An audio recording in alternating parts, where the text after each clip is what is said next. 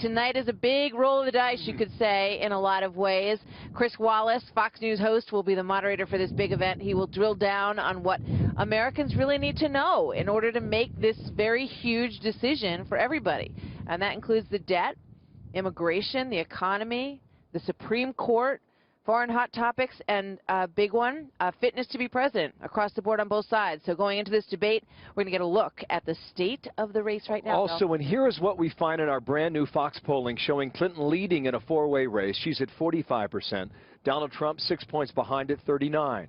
Meanwhile, hours ahead of the debate tonight, Trump vowing to, quote, drain the swamp and reform Washington.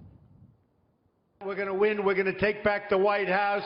We're going to put America first again. We're going to deliver real change. It's going to be a beautiful thing.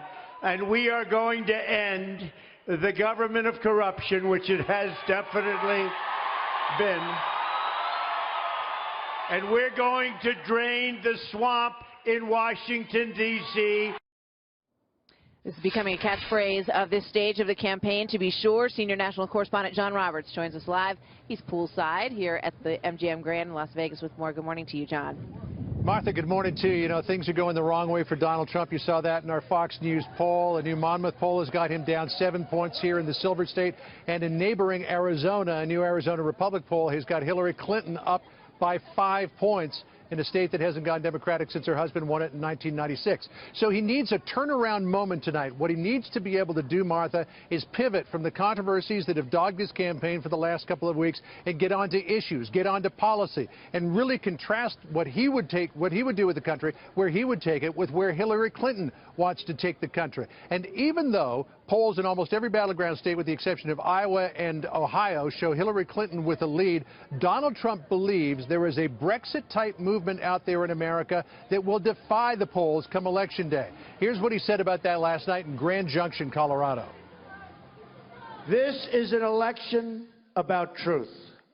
Some people can't handle the truth. No matter what people may think of me, the one thing they know is that we're going to tell the American people where we stand, where we are. We're going to tell them the truth.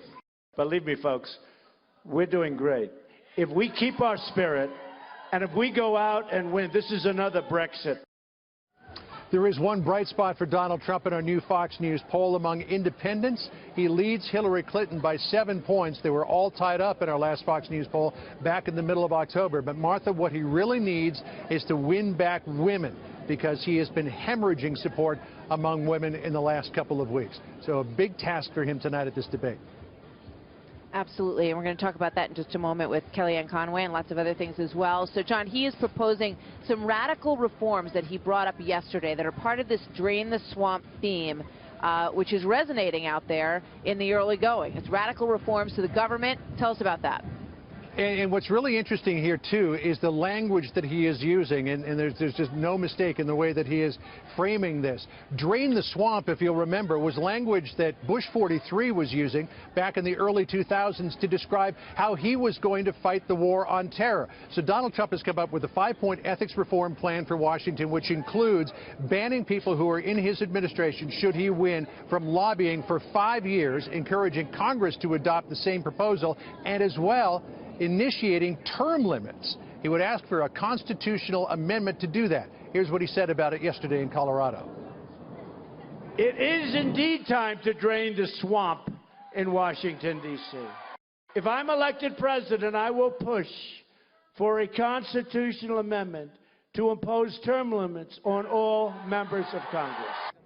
And what it would be is 2 terms for the Senate, so that would be 12 years, 3 terms in the House, that would be 6 years. What's really interesting about that proposal is back in 2011, Donald Trump said of the mayor's race in New York City, he's no fan of term limits. But yet here he is in 2016, a big fan of term limits. Martha? Changed his mind, apparently. John, thank you very much.